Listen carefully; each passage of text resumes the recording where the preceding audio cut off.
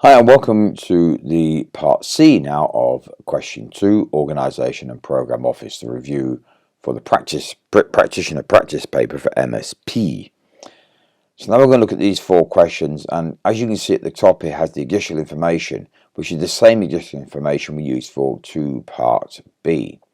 So what we're going to be doing now is looking at the other roles there and seeing how they are considered for the resources, I beg your pardon, and see how they're considered for roles within the program.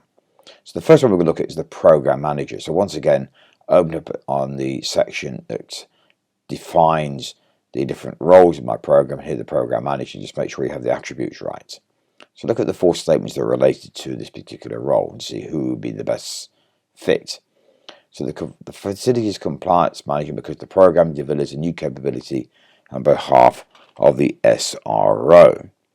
Well, that may be very good, but if you look at the facilities compliance manager, reports to the director, reviews compliance, property management strategy, including compliance and health. So that isn't really the requirements and the defined attributes for a program manager. So that wouldn't be the best fit.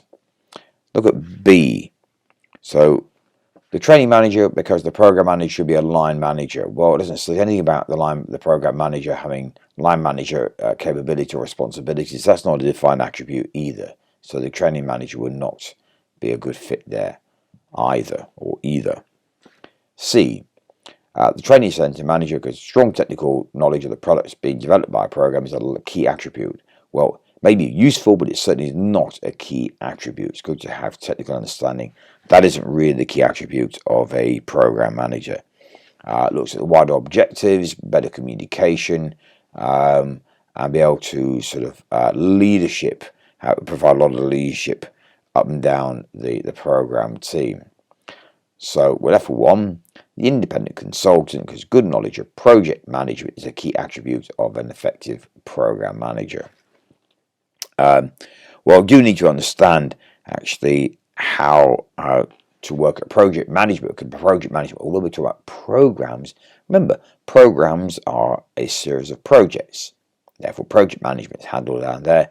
So this will be a good role to consider for the role of program manager. So the answer there is D. Okay, look at 2 business change managers. Remember, they need to represent the business areas where the change you're going into and understand how to transition it in. So let's look at the training manager, because the BCM should have experience with bringing complex situations during times of change. Well, that is certainly very true. And if you look at the training manager, reports HR, well-respected change management skills, and work with program managers in complex programs. Well, that looks like a good attribute, as we said. They do need to be able to understand that, so keep that in mind. The training manager, because a BCM needs to have sufficient time to provide assurance and overview of the plan. Well, that isn't really the main attribute of a BCM to provide that assurance. That's the quality and assurance area, so that's not a true statement. So A is still looking good.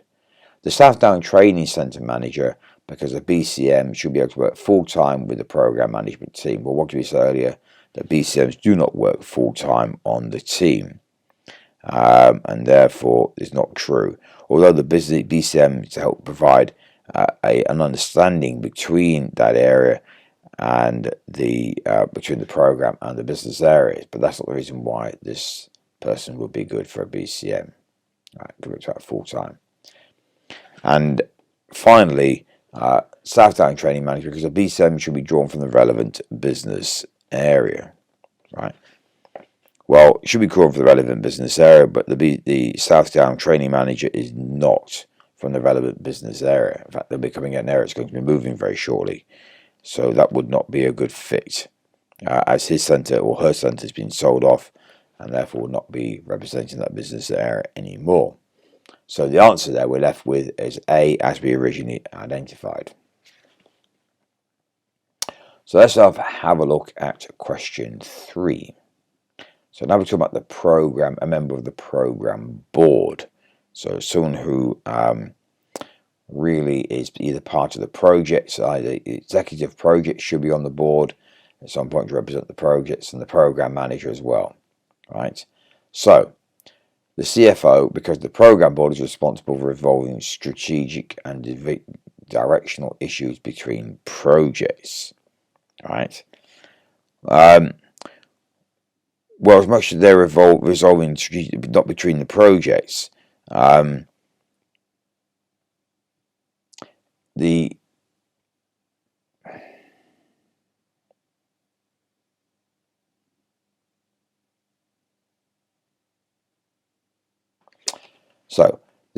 CFO is more appropriate to sit on the sponsoring group because of the CFO's attributes.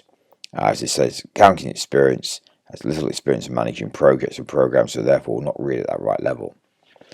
And therefore, in the same capacity, B is also wrong because the program board should include representatives from corporate functions. Well, the program board doesn't need to do that actually. It has people from areas where the business change is going to be in.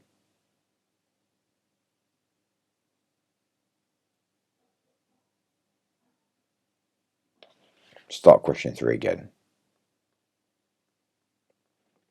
So, question 3, who should be a member of the program board for the program?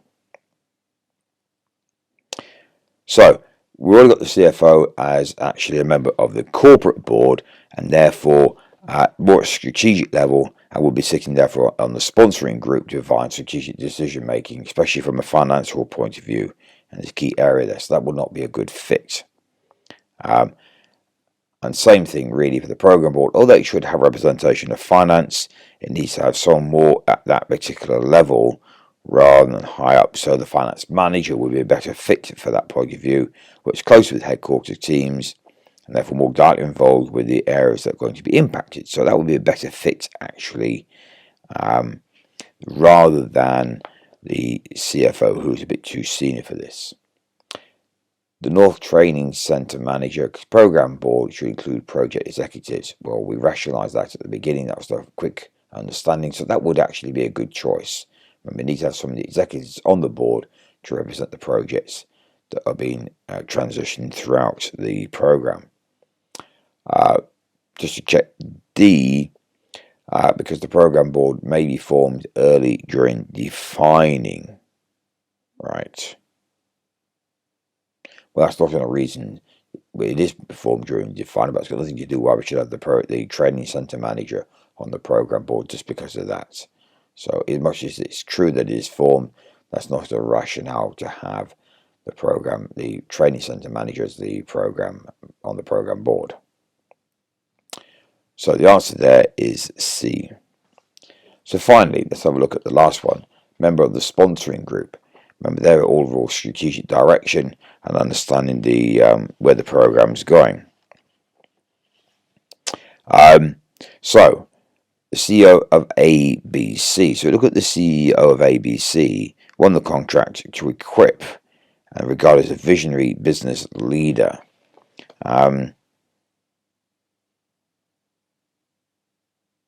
But does not meet actually the relevance for this particular program, as much as it may have that particular skill set in their area. It's not really relevant to the sponsoring group to understand the change we're putting in place and be able to try, communicate that out around the rest of the stakeholder community. Right. Should include lead supply representatives. Well, that's not true either. Actually, it doesn't need to include leader representatives. The program board would have those, not the sponsoring group, so that's not a true statement either. Facilities director, because the sponsoring group should facilitate the appointment of individuals to the delivery teams. Right. Well, the facilities director is more likely to be on the sponsoring group because it's more of a decision-making capacity, as it says. The program manager will look at getting some of the individuals onto the project delivery teams, therefore not the sponsoring group. That's too higher up. It's the program board, in particular the program manager, will be doing that. So the facilities director, because the sponsoring group should include these responsible for defining the direction of the business. Well, that's exactly right. And the facility director says a great deal of program management, such a number of project boards, but the main thing is more about providing some information and therefore have responsibility for defining that direction of the business. So that would be more an appropriate statement, an answer in this particular case. So the answer therefore for is D. So I hope that's helped you to understand, if you've got any of those wrong, why the correct answer is such, and the one that you may have got wrong, why it's not appropriate in that particular case. Read back again once through the chapter on organisation, and if you still have any concerns, then obviously please address those to a tutor through the platform, who hopefully are more than happy to provide some backup and feed to clarify any concerns you have. Thank you.